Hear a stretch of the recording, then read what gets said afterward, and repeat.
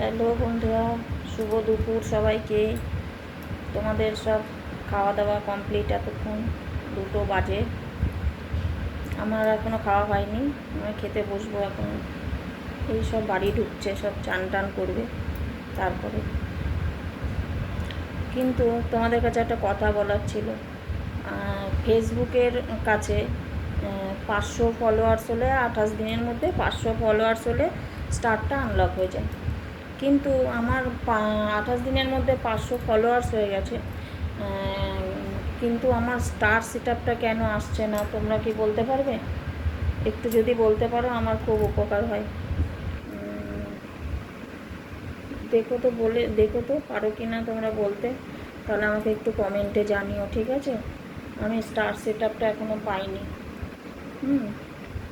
ঠিক আছে, দেখো। টাটা সবাইকে।